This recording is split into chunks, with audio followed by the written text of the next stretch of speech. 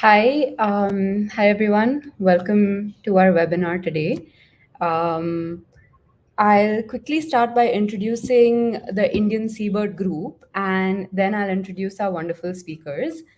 So the Indian Seabird group has been started by a group of volunteers, researchers, birders, and people who don't work on seabirds necessarily and are just birders. The whole point of starting this group was to enable knowledge sharing and just interaction between people who go seabirding, who work on seabirds on the Indian subcontinent, and just create a uniform platform for all of these people to come together and discuss seabirds.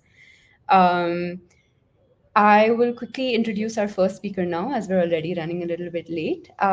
So, our first speaker will be Professor Sampath. He is a professor of zoology at the University of Colombo, and he runs a research group on birds, and he specifically works on the evolutionary ecology of birds.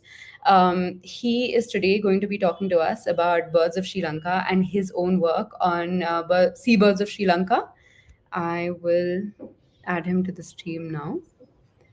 Um, Hi, Sampath. Hi, you can see me okay? Yes, All right. you can also now share your presentation. All right. Let's see, share screen. Share. Right. Entire screen. Okay. I'm going to share it now. Right. You can see my screen now. Yes, your screen is visible. Awesome. All right then. So shall I start? I can't see anything, so I can see only my screen. I hope that please let me know if there's any issue in broadcasting. Otherwise, Uh, I'll continue. yeah, your screen is perfectly visible. You can start now. Awesome. Okay then.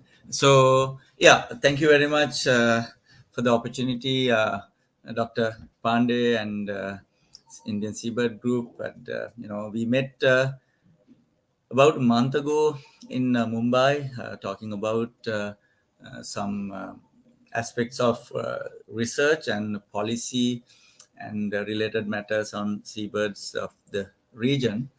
So, and Dr. Anand and we know each other for a while now, about now 5 years, and we both have shared the same passion of seabirds. Even though I'm doing other things as well, I study endemic birds in the mountains, to shorebirds, to some policy related matters of forests in Sri Lanka, as well as I'm working on seabirds. I did my PhD on seabirds as well, so I have some kind of background to seabird studies. I've done it in my PhD related studies in the Aleutian Islands in the Arctic, in the Western Aleutian Islands of the Alaska, in Bering Sea, on ornamentation and evolution of seabirds.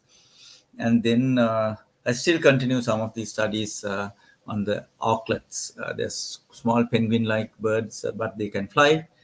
They are found in millions in the northern pole. So and in the, so this that background led me to study seabirds in the Indian Ocean, especially the northern Indian Ocean, Sri Lanka, and the associate waters. So this is some of those findings, and a kind of a very haphazard kind of a overview of seabirds. It's a new frontier for Sri Lanka. I'm pretty sure we are kind of a smaller size island of 65,000 square kilometers of land. In compared to India, it's very small. It's smaller than one state of India. But we have about 550,000 square kilometers of ocean as exclusive economic zone. Being an island, Sri Lanka has a fairly large, relatively very large, 8 times more sea area compared to what we have in the land area. So all in all, so sea is very important to us. It's probably the future of Sri Lanka.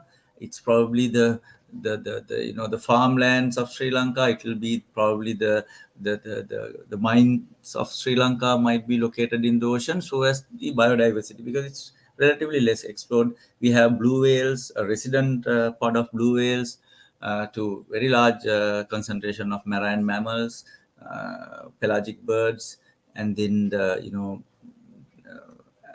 the marine resources and coral reefs too, mangroves too. It goes on and on. So let's see a little bit about Sri Lanka's seabirds in our EEZ. Talking about it, one thing that Sri Lanka is like in when we talk about the Northern Indian Ocean, including Sri Lanka and India, okay, I'll get my laser pointer. I think you can see my laser pointer, right? Yes, Uh, yes, we can. Okay, thank you. This is Sri Lanka. So you can see that there's a like these lines are the shipping routes. You can see that this area is very heavy on global shipping. Like in this particular one, you can see that it's red and it's lots of ships go through the southern tip of India and Sri Lanka. Especially Sri Lanka is kind of a turning point where the ships coming from the Gulf of from the Red Sea to the Middle East kind of comes and then concentrate in the southern part of Sri Lanka and then goes into the Eastern Asia. So very large vessels like this. Travels like small islands, and that could pose a lot of issues. Something very prominent recently is the Express Pearl disaster, where it's considered one of the largest maritime disasters happened in the history of our oceans in the globe in terms of a shipping vessel related accident. About 1,000 metric tons of plastic pellets being kind of thrown into the ocean with oil and chemicals of unknown origin. About 1,000 containers were dumped into the ocean, including about 400 containers are still there without knowing what's in it. That's a scary thing. Anyway, so these issues are increasingly becoming serious concerns, and also like for the seabird point of view, very important, as well as an opportunity and a requirement, as well as a need to study the oceans and its life. And seabirds being one of the top predators and top consumers of the maritime ecosystem, it's a very important thing to study. In that context, when you look into the region, there's two very important weather patterns govern the seabird movement and the patterns that we see, spatial and temporal distribution of these birds. One is the southwestern monsoons, where uh, s- the continental southern Asia, when it get heated in the summer, the heated air goes up. So the cold air from the central Indian Ocean moves through Sri Lanka into the Bay of Bengal, which creates the southwestern monsoons. The flip side of it, creates the southwestern monsoons, and then especially, and because of that, there's lots of rain comes from as humidity from the western southwestern waters, and makes Sri Lankan wet zone very wet, much wetter than the Indian wet zone. But plus pelagic species of the deep oceans of birds push into the continental shelf or near shore of Sri Lanka, which gives us a very good opportunity, not just Sri Lanka, along the western coast of India, great opportunity to look into some of the exotic species of seabirds in the coastal waters. So we do that.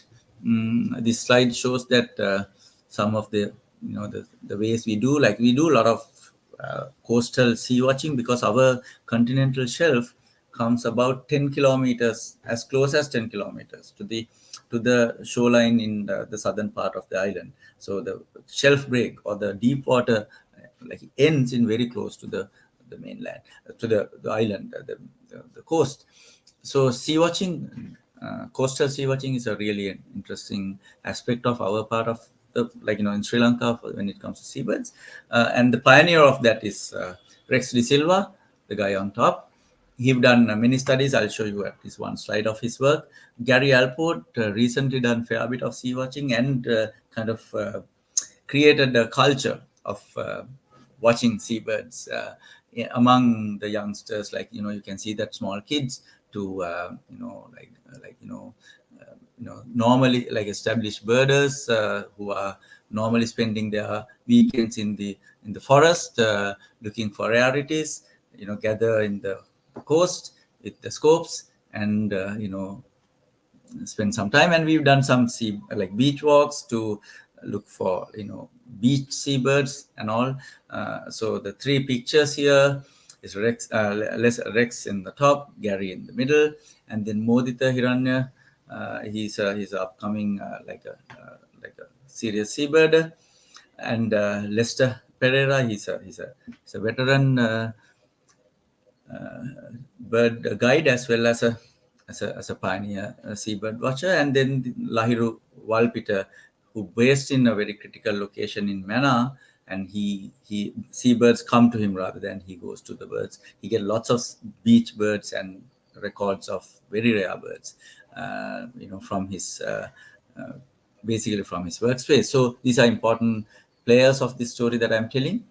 And The story that I'm telling, this is during the express pearl incident, which happened in somewhere in late May, like about 25th of May in 2021, and the ship eventually sank in around 10th of June. After burning and dumping all these, dangerous cargo into the ocean.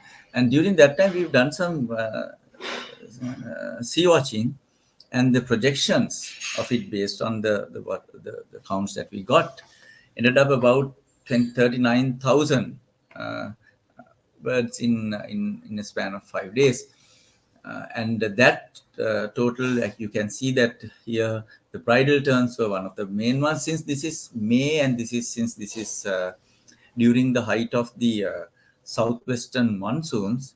And this Yas tropical storm was also active in action. So there's a very strong north uh, northward wind, actually northeasternwards wind, hitting the western coast shoreline, which creates lots of like great opportunities for sea watching. Not the greatest weather for any other maritime activity, but for sea watching it was great.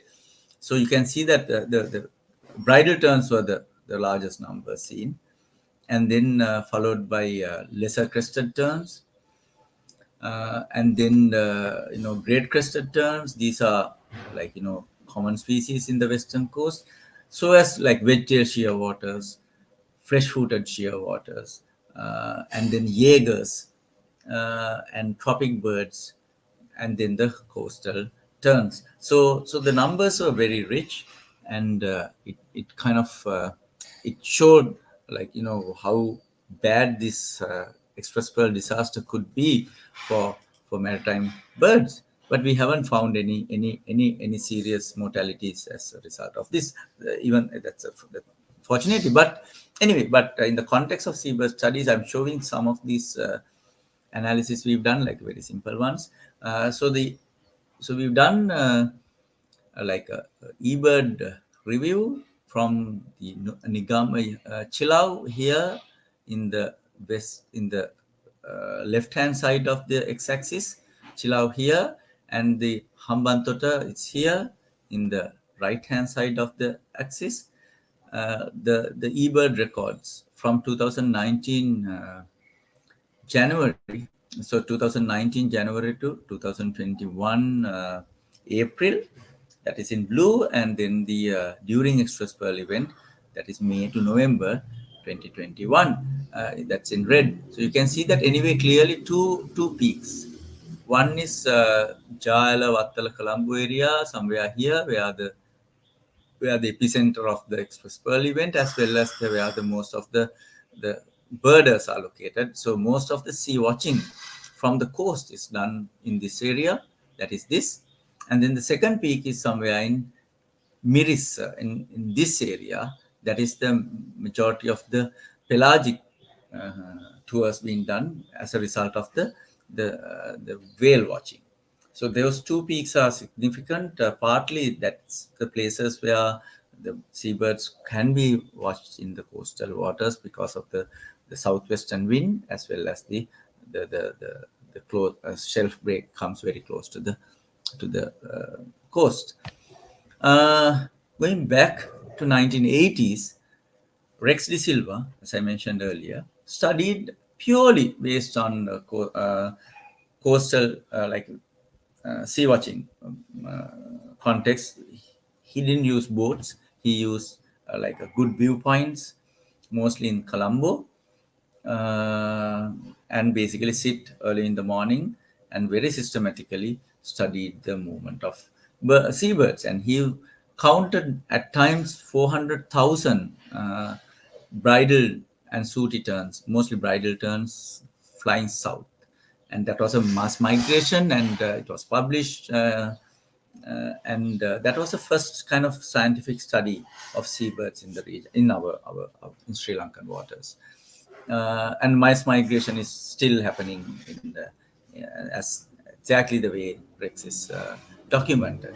In more recent years, 2 years ago, Gary, being an avid birder as well as a critical thinker, he started to do a lot of coastal sea watching the way Rex done. But his focus was mostly on the skuas and pelagic tube noses, and he showed that skuas, the Starcororius, Jaegers, also move in large numbers. And a paper published by Gary Alport, Modita Hiranyakodikara Arachi, and Lester Pereira showed that they are moving from north to south, just like the bridal terns, and probably they come from along the Indian coast and into the Sri Lanka, and then goes away from Sri Lanka based on the coastal observations. So the skuas move off western coast, mainly Pomeranian and long-tail Jaegers, uh, or Pomeranian skuas and long-tail skuas, and kind of a spring migration, and then they move along the west coast, and then goes off from the southwestern tip. Like of Marissa, and this one, and they hypothesized that it based on the eBird records that these birds might cross over the Malacca Strait and then goes into Pacific and heading into the Arctic through northeastern you know Pacific, Northwestern Pacific. And it's a very interesting thing. We put a satellite tag to a parasitic jaeger to to study this, but it's disappeared. Hopefully, eventually it will come up. Parasitic jaegers also showed kind of a similar pattern where they peaked in September, October, November, and also these species are, by the way, considered vagrants before Gary's work, and now we get them in large numbers because we know how to look, where to look and what to look, and they also show these two spikes. So probably the parasitic jaegers migrate a little bit further away from the shelf, like away from the coast, but you see a similar pattern. And the interesting thing about here is that you see anyway millions or like of bridal terns and a little bit fewer sooty terns flying in large numbers, and probably like wildebeest herds followed by lions in Africa, maybe these predatory kleptoparasites might follow these large movement of terns to get to feed during their migration. So anyway, so they also probably do the same. Uh, so let's see some of the highlights of the local movement. We satellite tag birds, mostly shorebirds, but we've done seabirds as well. Recently, we started to tag coastal seabirds around Colombo to understand the connectivity of wetlands in Colombo area, and these are Indian cormorants. As you can see, they fly near Colombo. This is about 20 square kilometers, not 20 square kilometers, but this is about about 20 kilometers across. So you can see that about 20 by 20, about 400 square kilometer area is what they use. And each species uses about 20 square kilometers, about about 100 square kilometers. These are three different species using different areas. Similarly, we tagged spot-billed pelicans in Colombo. Again, they use about 100 square kilometer, kind of 100 to 100, 100 to 200 square kilometer area, fairly local movement, partly because they use fish stalls and and some places in the zoological gardens of Colombo, they feed them, so they go there and so on. So this is two birds. As you can see, the red is one individual and blue is another one. So they are very localized in Colombo area. Uh, in Mannar, in the northwestern coast of Sri Lanka, we tagged other seabirds like terns, gulls, uh, shorebirds like knots, curlews, crab plovers, red shanks, and then grey plovers, and so on. Among them, these are some of uh, the, the highlights of the local movement of, in this case, the lesser crested tern. They fly along the coastal waters from Jaffna Peninsula, Mannar to Putlam or the Kalpitia Lagoon area. So mostly coastal, but these guys don't breed in Sri Lanka, so they'll move into southern, tropical south into Maldives and further. So this is an example of crested terns using the Mannar. So this is the Rama's Bridge, Ram Setu or Adam's Bridge, which connects Sri Lanka with India. And this is Mannar Island, the last island, large island of the Ram Setu or Rama's Bridge. And you can see that they go around about 20-kilometer, like a short trips daily, and feeding trips, and come back to the sand dunes in the tip of the western Mannar Island. Uh, we in this process of tagging, we encounter some long distance migration. We were lucky with gulls. We've done many other things, but gulls were the breadwinners for us. Gave the best data sets so far. We have Hughlin gull and the brown-headed gull as the two common species of gulls. The Seabird data shows that they are coastal, and you can see them in numbers, and also you can see them in the interior India as well. And in the brown-headed gull, the breeding is in the dry, high mountain plateaus in the in the central Asia above Himalayas. So we tag them, in Mannar, where we have Mary, Manike, and Mega. Those are Hughlin gulls, three individuals. These were names that we gave: Mary, Mega, and Manike.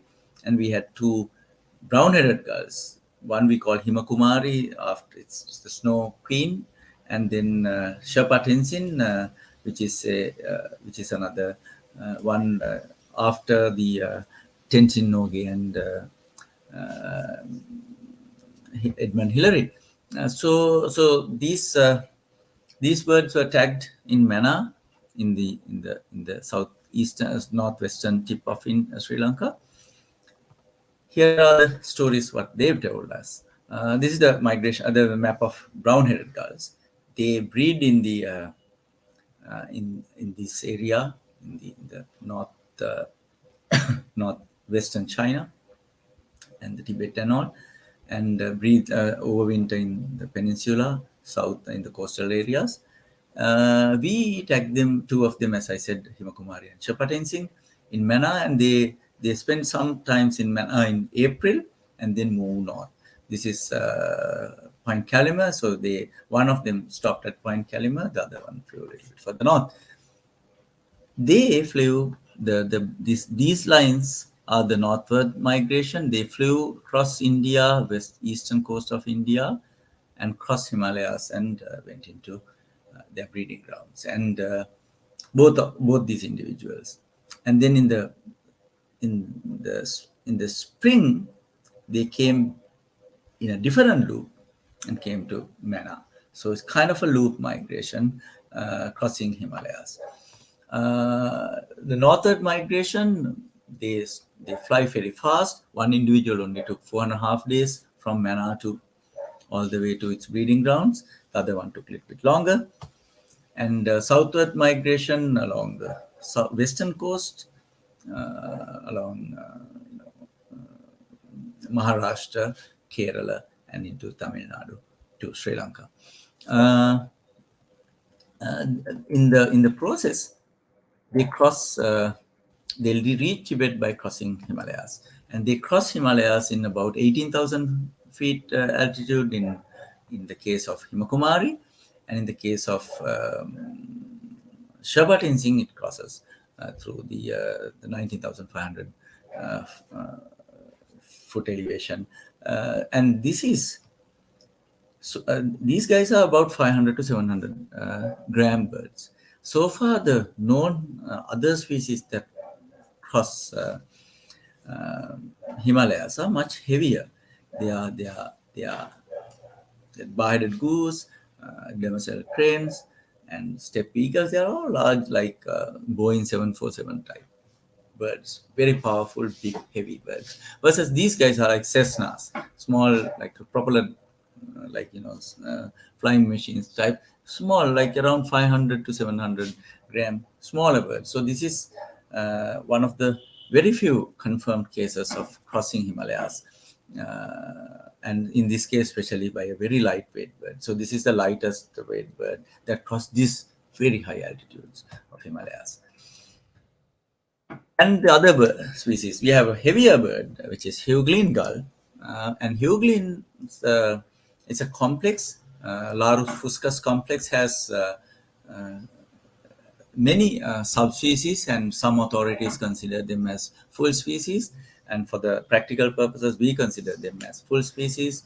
So we have the steppe gull, as well as Hughlin gull. And the gray color is the Hughlin's breeding range, and then so this is the steppe gulls breeding range and Caspian gull and so on.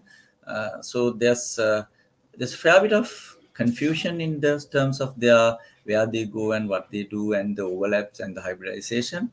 So we were very excited that we could able to tag some of these birds and to see where they actually go, because morphologically Hughlin type, would they really go to these Hughlin areas for breeding?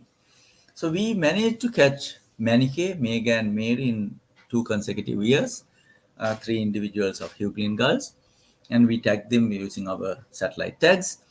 And they spent some time in Mana and then flew over across the Pork Bay into the Point Calumet, where Dr. Balas and the BNHS sites are. So we work with them closely, and they flew all of them. This is mega in 3 years. They flew over across Tamil Nadu to Kerala, into Maharashtra coast to Pobandar, Gujarat, and then from there they flew to Karachi, to Lahore, to Kandahar, to Tajikistan, and then to Kazakhstan, and into along the Ob River to Yamal Peninsula, exactly in the heart of the breeding range of Larus hughley. The red color, the black color is the spring migration towards north, and the red color is the fall migration towards south. You can see this is 2021, this is 2022. They take slightly different routes to go up and down, but more or less a kind of a same route. And they covered about 24,000 mega. Mega is after the son of Ravana, Meghanada. So anyway, so we call it Mega after that. So the Mega flew about 24,000 kilometer round trip in order to do this.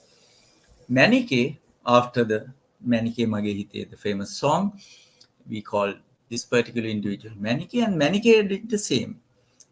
So Manike took the same route basically across India into Maharashtra to Gujarat, Porbandar to Lahore, and went up. And on its return trip, they all flew through.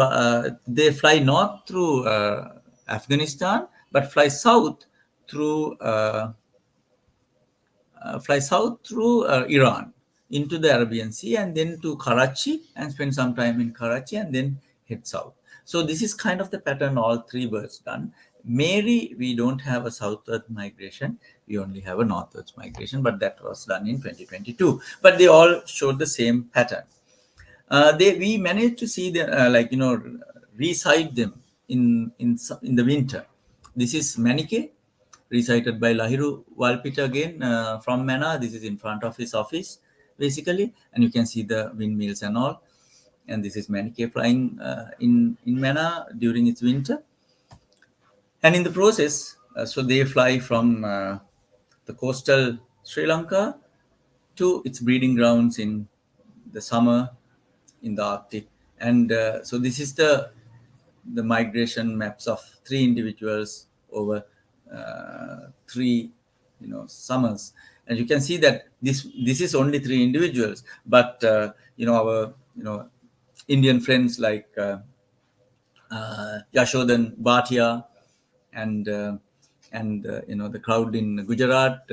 We inform them as they go. We inform the Kazakhstan birders when they fly through Kazakhstan to look for our birds. They none of like these birders along the road were able to track our individual tracked birds, but they all managed to see large aggregations hundreds of Hughlin gulls flying through this. So probably this might be like a big migratory passage from northern Indian Ocean to the Arctic across the continent, not around the oceanic route.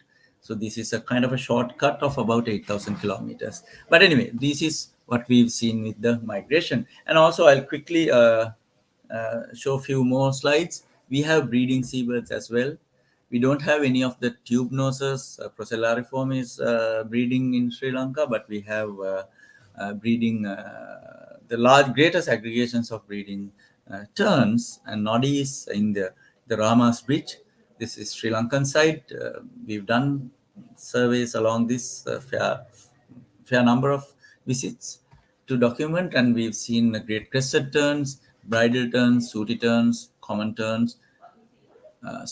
Common tern is questionable. Roseate terns, brown noddy, and Saunders and little terns. Yeah, breeding. And in good numbers, and they are all critically endangered in the Sri Lankan context, because these are the only places. Ramas Bridge is the only place that they breed, except few small islands, small rocky outcrops in the south. Saunders tern specifically interesting because it's a globally kind of as concerned species. To finish, I just wanted to show that we do some work on avian influenza and emerging diseases in birds, and we had Lahir Walpita kind of managed to salvage about 20 Persian shearwater specimens alongside another about 20 or so fresh-watered, streaked shearwater, uh, wedge-tailed shearwaters, and sooty shearwaters, and so on. So a whole assortment of shearwaters he managed to recover from his, you know, regular beach surveys. And we once got a very high aggregation of birds, and during the times where the Arctic colonies suffer avian influenza, seabird avian influenza. So we run tests in Germany for these samples, and one of my PhD students, Sarani Sepalge, she's working on uh, avian diseases. But fortunately, we didn't see any signs of influenza in these birds.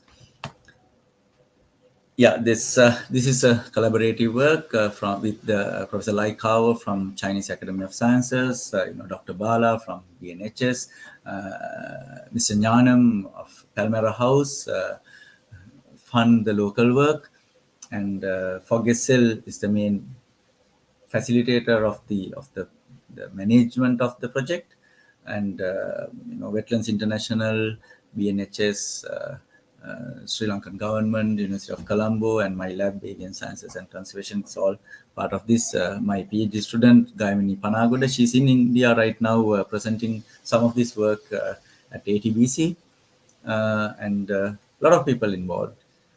I'm just a spokesperson, and that's all. Thank you so much Uh, for that amazing presentation. If anybody has any questions, they can post them in the comments on YouTube. But I'd like to ask one question. What do you think is the most important thing that we can do to sort of aid the conservation of seabirds in the Indian seas or the Indian subcontinent, given that we don't have like a lot of research going on, at least in India? What are some of the steps that we can take now? We're seeing quite a lot of strandings on at least the western coast of India now. But yeah, as like a seabird researcher, uh, this is my question to you. I see. And we've discussed over 3 days in Mumbai on this matter. Dr. Anand was there, and some of the researchers from Sri Lanka, myself, and then from in Reunion Islands, the researchers working on some of the exotic tube noses were there, like Praveen, and a lot of people were there. So we were discussing this. So the highlight or the summary of that discussion was that one thing is we don't know much. In Sri Lankan context, we know a little bit of movement because of our tagging, satellite tagging, because of our coastal observations. So Sri Lankan seabirders all view seabirds as a moving object. So we are very interested in the migration, the movement patterns from X to Y, and what they do in the context of movement. You might also notice that I'm talking about movement a lot. What we notice from Sri Lankan angle, the Indian seabirders as well as seabird researchers uh, don't really view it that way. So they have number of observations. But anyway, who's correct, who's right, and who's wrong? That's a different question. But what we all collectively agree is that we are just seeing here and there. We don't see the elephant. We see the tail and the a bit of nose and bit of ear and so on. So I think it's very important to do a little bit more studies because collectively Sri Lanka and India has a lot of ocean, and what we see as this beach birds is a speck of the actual thing, not the real thing. So, what kind of movement patterns they have, what kind of aggregations they have, do we have like strong aggregations in certain areas, and can we make those areas maritime, reserves, like especially the areas along Lakshadweep, areas along Andamans, areas along some of the parts of the Rama's Bridge in Sri Lanka, and so on. So these are I think the important next steps. But to do that, we need to know a little bit. It's not that I'm not saying that we need to do research again and again and again and again, because it's never end. But to get some basal understanding, some maps, and then use based on those maps, I think we should move on forward to secure their breeding sites and main overwintering aggregations. Over to you. All right. Thank you so much. Thank you so much for giving your talk. I will let you know if we have any questions. Um, all right. I will remove you from the broadcast now. Our next speaker is Mr. Praveen J. He is a scientist at Bird Count India. He is also a birder and from Kerala and was instrumental in initiating offshore birding from the southwest coast of India back in 2010. Today, he's going to talk about the seabirds of the Indian seas. Hi, Praveen. You're in the broadcast now. Thank you, Sabya. I hope my audio is okay. My cam is Yes. okay. Okay, awesome. Your audio is perfect and your presentation is visible now. Awesome. Good evening to all. It's interesting gathering.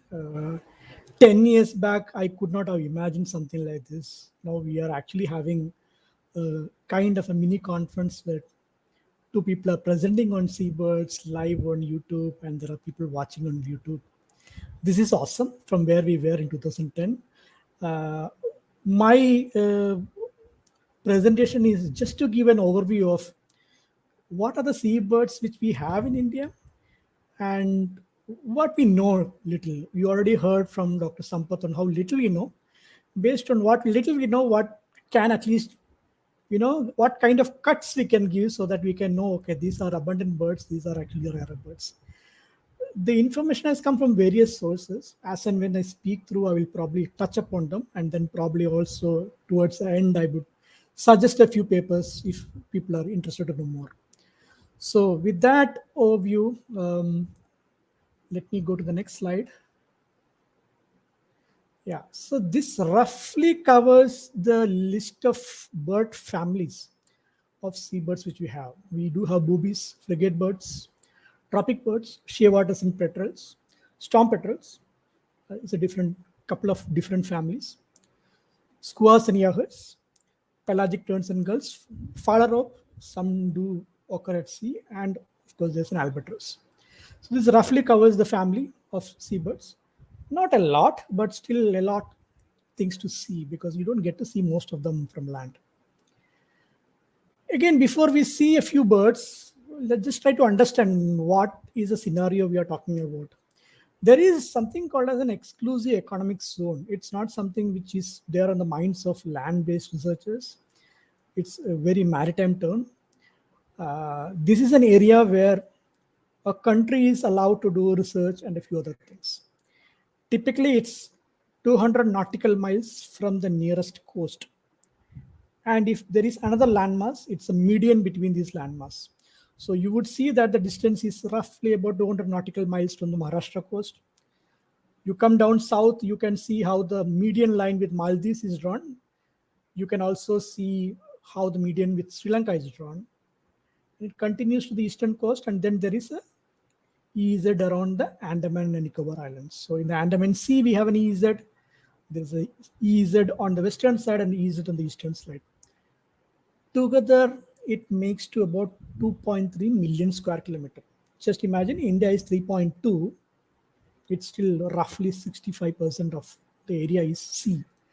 So it's that amount of area which we have to cover to know, understand, what kind of birds are actually found here. So obviously, there has not been research in that entire area. Most of this observation has been very close to the coast in what is known as offshore waters, not strictly pelagic, offshore waters within the shelf, 80 to 100 kilometers. The shelf around India is quite far from the coast. It can go to 80 to 100 kilometers. The nearest would be somewhere in Kerala, which is 65 kilometer. Look at what Dr. Sampath was showing in Sri Lanka, it reaches till 10 kilometer. So our shelf itself is quite fast. And that's a kind of knowledge which we have. And then there is sporadic observations of ships which pass through and they got some information. So with that, we do know a little bit of what birds occur here. So let me go into some of the species. We have three boobies, of which mass booby is kind of regular, though they don't occur in numbers, but they are regular during monsoon. It seems to be breeding either in the southern Indian Ocean, southwestern Indian Ocean near Madagascar. That could be one area. The other area could be Persian Gulf. I don't think we have any confirmed breeding records from Indian Islands. The other two boobies are rare. They are mostly windblown. It seems to be that those boobies are seen more often when by merchant navy ships. So the pelagic birders who bird in the offshore waters are not reaching those depths to see those birds, but probably more common in the high seas or maybe in the EEZ, which is, let's say, at a depth of more than 100, 150 meters. Yeah. Abbott's booby is possible. It breeds in Christmas Island. It has occurred once in Maldives. So if it has occurred once in Maldives, it's possible to occur in Indian waters. Frigate birds, very charismatic birds, extremely rare in offshore waters. All of them. Probably they are all occurring towards the shelf, but most of them gets windblown during monsoon. The lesser and greater frigate bird all across the coast during monsoons, one or two or three individuals keep coming every year. Christmas Island frigate bird was a rare species, but it appears to be like almost every year since 2017, we had at least had one. Confusing plumages, the female on top, the male middle, juveniles on the bottom. It can be, juveniles can be extremely tricky. Good photographs are required, but mostly we do get from the coast itself. We don't get in offshore waters. They breed slightly south on the Arabian Sea, further south towards Maldives, the British Indian Ocean territory, and also towards the islands in Seychelles and Reunion and those areas.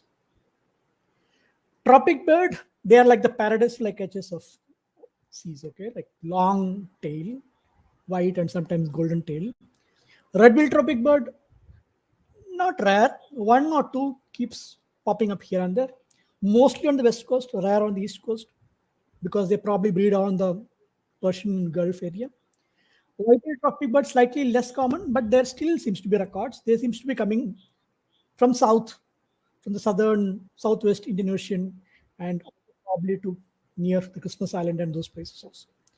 Red-tailed tropic bird, very rare. They seems to breed in the southwest Indian Ocean, and we must be getting more because the satellite telemetry data from those areas, Reunion Island and Seychelles and Rodriguez, those islands, has evidence that they actually come to the EZ, red-tailed tropic bird, mainly to Bay of Bengal. So it's not coming from the south of Bay of Bengal. They're coming from the southwest Indian Ocean, crossing the Indian Ocean near the peninsula, the tip of the peninsula, and going into Bay of Bengal.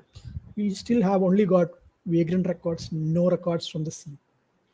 So that's about tropic birds. Little bit of knowledge we have. Dark shearwaters. The flash-footed shearwater is the most abundant on the southwest coast. They occur right now. Right now there will be like hundreds of them on the southwest coast of India.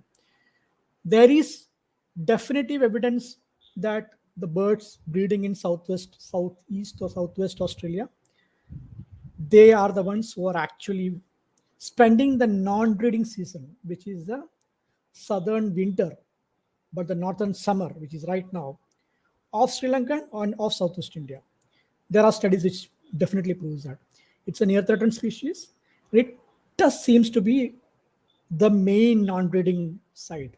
So there was a question on what's so important. This could be one species, and the Malabar coast, southwest coast, could be an important non-breeding assemblage for these birds, because that's a time when the primary productivity of the Lakshadweep Sea is extremely high.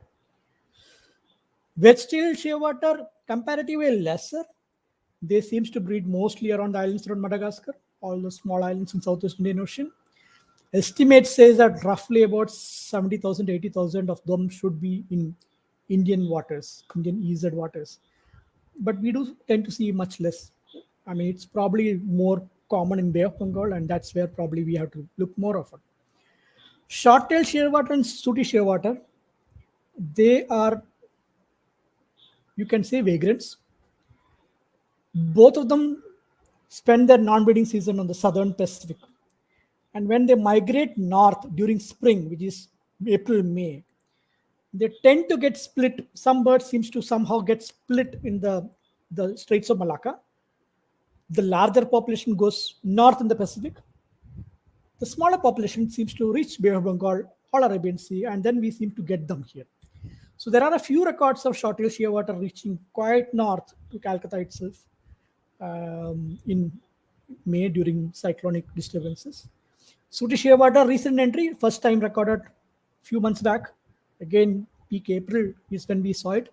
They seem to be angled towards the Persian Gulf. So it's probably because they're going in that axis, we are not able to see more in the coast of India. But I think if you have more observations, Sri Lankans are also getting a lot more observations. So we may get more of it. They are a little bit tricky. Identification, I mean, not going into, but good photographs are required to tell a sooty from a short-tailed shearwater. Dark storm petrels and petrels, a few of them, Johnson's petrel, which primarily breeds in the Persian Gulf. They seem to be non-breeding roughly in certain parts of Arabian Sea at least, and sometimes Bay of Bengal. Bulbous petrel, no records. There are records from Sri Lanka and Maldives, so it's possible, quite possible. Sinostrom petrel is an very interesting species. They breed in the northern Pacific, and they seem to be present in the Indian Ocean, both Arabian Sea and Bay of Bengal, during all times of the year. There are some individuals hanging around. There is a noticeable passage from Singapore, Straits of Singapore. They actually do see Sinostrom petrel crossing over to Indian Ocean and back to Pacific. So there is clearly a movement which is happening here. But it looks like some birds still hang around in the Indian Ocean during non-breeding season. They probably are not going. Those are birds which are not going for breeding. And you probably can see it in February. You can see it in April. You can see it in July. There are records all throughout the year. And interesting species, the numbers are also good. Macedonia storm petrel has been recorded in Maldives. It has been recorded in Chagos. It's time that we also see it. September, October is probably the time to look for this species. They look very similar to Sinostrom petrel, slightly larger, more sharper wings, more wider. So some amount of identification challenge is there, but with good photographs, it can be identified. Mascarene petrel, very interesting species and information which I got recently, a species which has never been recorded in India. Critically endangered, probably 100 or 200 pairs breed in that island. And a majority of them actually moves north. So it's from that same Southwest Indian Ocean islands. They move north into Arabian Sea, spending mostly in Arabian Sea as well as the Indian EZ. They reach probably as north as coasts of Gujarat and Maharashtra. Very few birds. So you probably are talking about some 50 birds in an area of 1 million square kilometer. So you have to be there to see that particular bird. So if you get that, it's a real big lottery. Small storm petrels, the Wilson storm petrel is the most abundant bird. They're probably one of the most abundant seabirds in the world. They breed all along the Antarctic islands, and they come north into all the oceans, including Indian Ocean. Right now, if you go, you would see hundreds, if not thousands, in the Indian Oceans, specifically on the southwest coast. The other two storm petrels, black-bellied and white-faced storm petrel, they're extremely rare, but this is the right time to look for it. There has been just one record each of these two, one or two records of these two, has not been seen in the last 60, 70 years from Indian EZ, but there are records from, for example, Middle East during exactly this time of the year, June, July. Difficult time to go to the sea because of the southwest monsoon and the weather alerts, but unfortunately, this is the time when they come up. There are two other storm petrels which are possible here. Both have been reported from Maldives. One confirmatory, one possible. Leech's storm petrel and storm petrel. They are intermediate in size between Wilson storm petrel and Sinus storm petrel, and they fly like Sinus, but they all have the white rump like Wilsons. So that's rough is the ID feature of this. Petrels rare. Burroughs petrel is again an endangered species, an Indian Ocean endemic. There are birds which are coming up. There are few records of Lakshadweep. Not an easy species. I think they are all sticking to those high seas or yeah 200 nautical mile depth, kind of 200 fathoms depth. Those probably it's all in those areas where bird watching doesn't happen that often. Round Island petrel is a very strange bird which breeds in Round Island. It's called Round Island petrel because that population is actually an intermix of multiple species. It's an intermix of four species: Trindade petrel, Harold petrel, Kermdag petrel, and I think Henderson's petrel. So you actually don't know what species it is. It occurs in two different morphs, and the colors doesn't tell the genetics. So if you actually have a bird at sea, you can only identify Round Island petrel. It could be any of the four species. Interestingly, one bird was recovered near Tirupur in 1996, right at the middle of southern India. In Tirupur, one bird was recovered. It's still not known what species it is. It's probably again a hybrid species of everything, but it had a ring, which was a juvenile, which was ringed from Round Island. So it was the second recovery of Round Island petrel from anywhere in the world at that time. So these birds spend their non-breeding season, mostly juveniles, they spend their non-breeding season in the central region of the Arabian Sea, not close to the EZ, not close to the EZ of the Arabian, Saudi Arabia, but near the central region. So one of them can get windblown and we may see it maybe during offshore waters or on the coast. Tahiti petrel, Pacific species, possible because one has been photographed from Chagos, and one has also been reported south of Maldives with a description, not a photograph. So petrels can come randomly. Small shearwaters, the tropical shearwater, which breeds in Maldives and Chagos and some of the islands in Southwest Indian Ocean, is rare. We have only 2 records of it. They seems to hang around in that area. That's the reason why they don't come north. They don't seem to be migrating a lot. While on the right hand side, the Persian shearwater is regular. Most records have been during spring, April.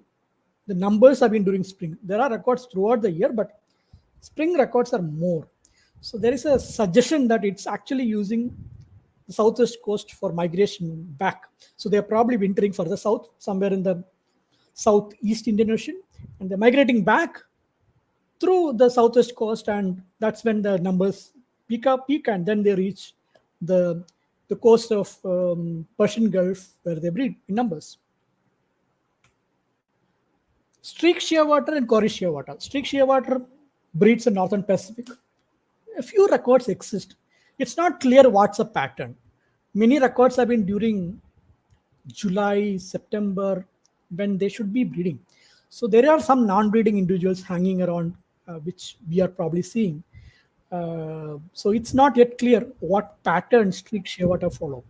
Majority of the birds are completely in Pacific. They go South Pacific and they go north towards islands near Japan to breed. Some birds seems to reach Indian Ocean, and that's what we are seeing. Cory shearwater, just one occurrence. It's a mostly an Atlantic species. We just had one recovery during monsoon season, September, October, and that's just one instance. But the bird seems to be more regular on the western side of Arabian Sea, on the coast of Saudi Arabia and UAE. So we may get more often than we are seeing. Noddies, we are reaching a breeding birds. Noddies are terns. Larets, they are more closer to gulls than terns. The brown noddy breeds in Piti Island in Lakshadweep in good numbers. They breed even more further south in Maldives and Chagos and Southwest Indian Ocean. You would see a lot of reports from Gujarat coming up now. They're getting windblown and they're reaching coast. Sometimes you can see from coastal waters itself. So it seems to be kind of a regular species on the Indian seas. The lesser noddy is slightly less common, though it's breeding on the Rama Bridge, as Dr. Sampath mentioned. the birds doesn't seem to be reaching Indian coast that often. But we had a case of two of them in Pulicat. Many people went and photographed it. They were just sitting on one of the islands there. So that way, lesser noddy seems to appear here and there. So you could say it's an occasional species. Black noddy rare. It's a Pacific species, but we do have like 4 records from 19th century onwards. 4 records of black noddy here, confirmed records, photographs or specimens. So seems to be randomly migrating or a vagrant, and we probably may get shorebirds like that. It's not very easy to separate lesser noddy and black noddy. You have to look at the lores, but that's a different topic altogether. It's not, yeah, straightforward to identify at sea. Small skuas, or what is known as yeah, it's called sometimes English you call it jiagas. Actually, it's a German term. It's yeha, and or Dutch call it yahar. So there are different ways to call yahers, but when you are actually in the boat, it's better to call them skuas. Very easy to call skuas. You don't have to confuse what English term to use. So I'm just going to use the term skua.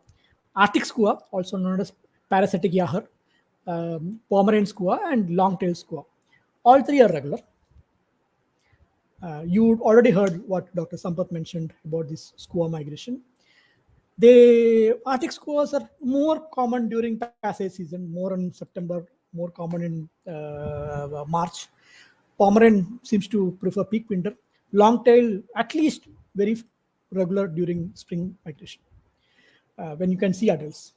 There is a very interesting, very long monograph by my friend Deepu Karatetu on skuas of the Indian seas. It covers most of those plumages of it. We do get adults, but skuas in Indian Ocean are tough to identify because we get a lot of non-breeding individuals, and they are spending the tropicals. They are under the tropical sun, which means they bleach their feathers, and identification becomes extremely tough if they are not adults.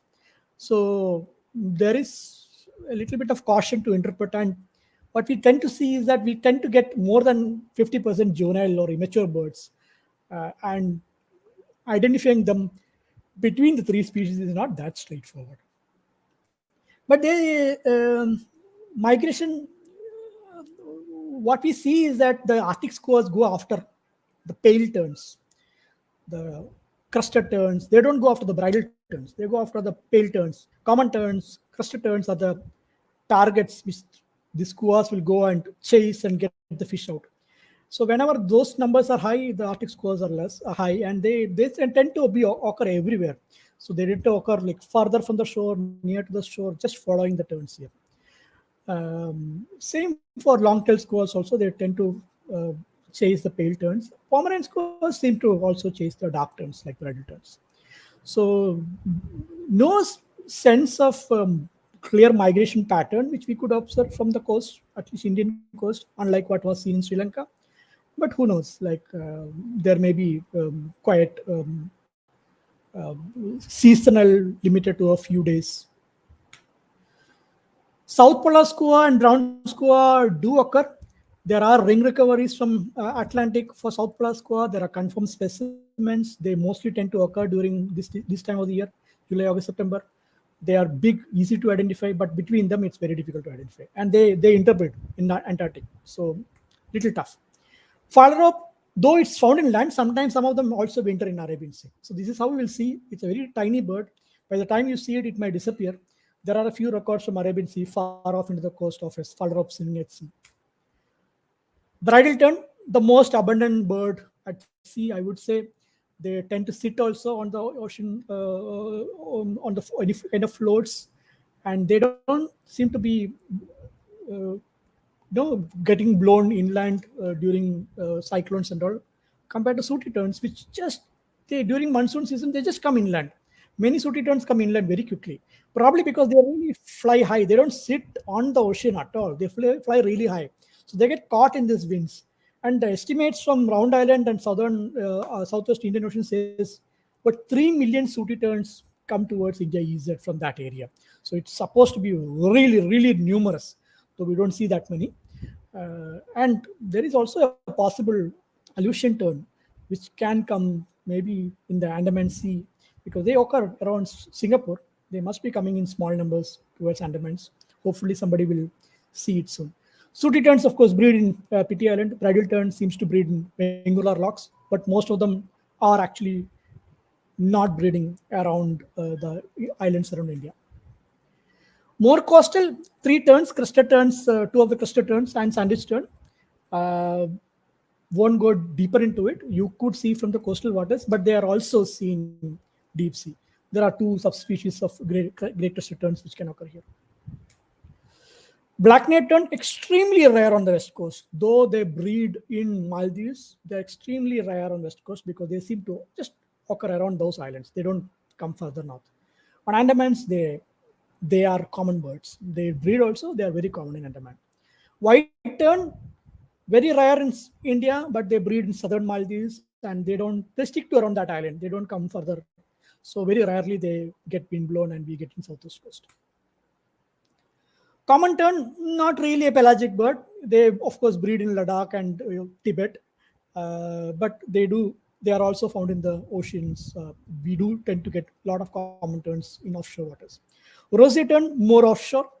There are two subspecies. They do occur occasionally on the west coast and also near Andamans. White cheek terns, previously we never used to get white cheek terns, but now there are a few records coming from southwest coast. They don't seem to be breeding massively. They probably breed in Vengula rocks, a few birds maybe, but most of them are actually breeding in Persian Gulf and they probably migrating towards our coast.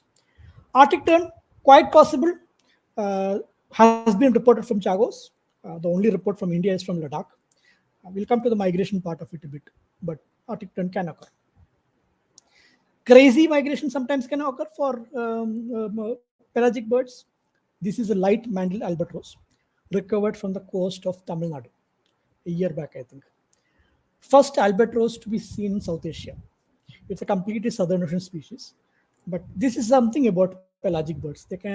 You really don't know which bird will get showed and reach your coast. Maybe you probably would know a little bit more based on if you're in offshore waters, the chances are less. But anything can come on the shore. So if an albatross can come, any bird can actually come. So I have more or less covered most species found in the northern Indian Ocean and also the Indian Ocean near the equator, giving you all possibilities which you can see as seabirds. But still, you can get any of the southern ocean birds being blown in our beaches, beached or shored like this. So that covers most of it, and let's look at a little bit of migration because Dr. Sampath also covered a bit of migration. I would say tentative routes. The reason I would say is that whatever confirmed routes which has come out from satellite telemetry or what are known as light sensors really indicates that the birds are not moving in straight lines. The birds which are breeding on the southern southwest Indian Ocean, they just crisscross here hundreds of kilometers and finally reach here. So if you actually see in offshore water some birds moving in one particular direction, it may not be a migration in that particular direction. It could just be a random movement, but on a broad front, they may be moving in this particular direction. Like they may be wandering here and there, but roughly headed to this particular area. So this is what at least what we have seen from the data which is coming strongly from here, that they don't really, the red-tailed tropic bird, west-tailed shearwater, white-tailed shearwater, tropic bird, mascarene petrel, trin-dead petrel, all of these birds which have been tagged with GLS, they're all coming here, but they are not coming in straight lines. So please treat this straight line as a broad front migration which is coming to Arabian Sea here. So a lot of birds coming this direction. From southern Australia, there are flash-footed shearwaters which are coming this way. It's possible that even the big skuas and Wilson's straw petrel are also using this path, or maybe they're coming like this, we don't know. But flash-footed shearwaters, at least we know they are actually coming this way. This is a very, very tentative kind of a migration of some birds which are reaching Pacific. They must be migrating like this. Based on some observations here, they must be crossing here. The birds we are getting here probably are taking this particular route. Again, a tentative migration here. We have ring recoveries of lesser crested terns going like this. So we think that maybe Persian shearwaters are also probably taking something like this. It could be like this, it could be something else, but they have to finally reach here to breed. That's where the main breeding place is. So they must be, some kind of a migration will be happening this way. And the last one, they must also be crossing the Red Sea and going like this, but because that's the only way I can probably explain the presence of something like a Corishare water, which must have crossed the Mediterranean through the Suez, crossed the Red Sea, and reached like this. So there may be birds using this particular route also. And finally, there may be birds which are just crossing like this, or maybe like what Dr. Sampath told, like this, and reaching the Arctic. The evidence comes from Arctic squaws, because almost every year there is an Arctic squaw getting photographed from Ladakh during summer. So they must be crossing land at very high altitude, like an intercontinental ballistic missile going on top of continents. We may not be even seeing it. They may be flying very high and then probably seeing a lake in Ladakh, they're coming down. So Arctic squaws, even Arctic tern was seen in Ladakh. So it's quite likely that there are some of our seabirds, like skuas, which are like really strong, flying very high and crossing the entire continent mass and reaching the Arctic in one straight line. So these are all indirect evidences based on which we are probably able to hypothesize, okay, this may be the way some of these birds are actually migrating. But those are the topics which we need to know, like do some more research, do some more satellite tracking, like what Dr. Sampath is doing in Sri Lanka, and get to the root of it.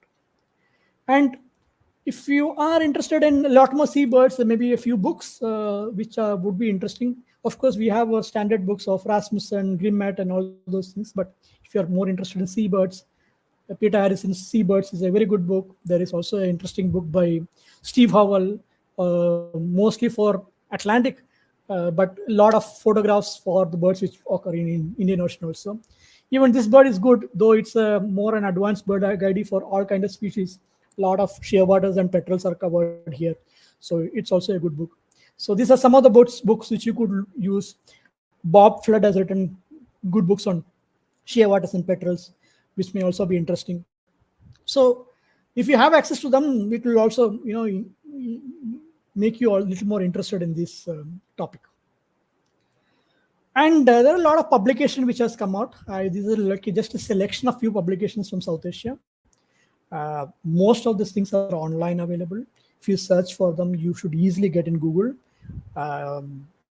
And feel free to go over it. Some of them are mine, some of them are my colleagues, some of them are things which at least I was involved in editing. So this is something which hopefully seabirders and seabird researchers would find it useful. Yeah, and is mainly adapted from a presentation which Deepu created as a pelagic crash course. The photographs belong to a lot of people, so I take no credits for it. So they have been used just to illustrate this topic for all of you. Thank you. That's all I have.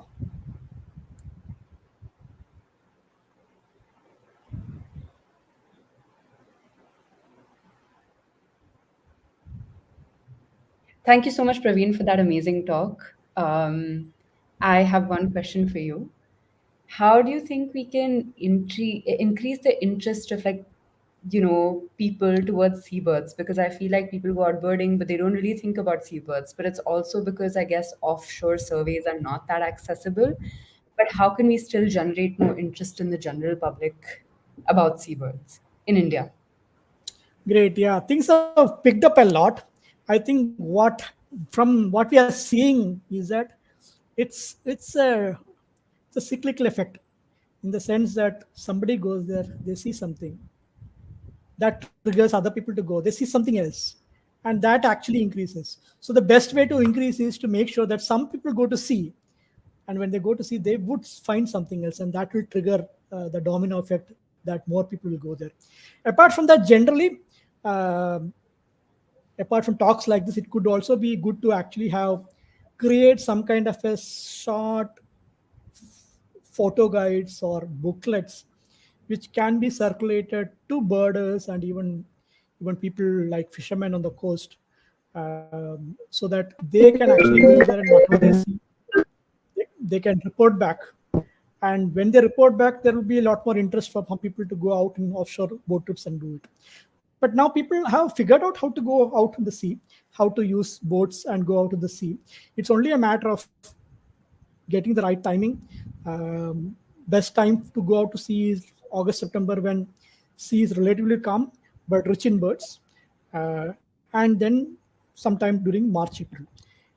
Apart from these two times, if you go out to sea, the birding can be a little boring. So also making sure that the birders are actually going during this small window of August, September, and March, April, and then planning more trips from different coasts would actually bring in more sightings, and more sightings would actually mean that more interest and more demand for actually going out to sea, and that actually can create more knowledge uh, among us seabirds. We should be able to do very good with just offshore birding itself, though things like much far you would need a lot more bigger ship, more days to go, which probably are slightly off limits for recreational birders. All right. Thank you so much for that. Again, thank you so much for giving us this webinar on the occasion of World Seabird Day. It was so wonderful to have you and Sampath here with us. Thank you to all the people who've joined in the webinar. Please subscribe to our YouTube page, and we have an Instagram page and a WhatsApp group as well. We will be sharing the link to joining the WhatsApp group on our Instagram page. The handle is Indian Seabird Group, so you can look us up. Thank you so much for joining. All right. Thank you. Thank you.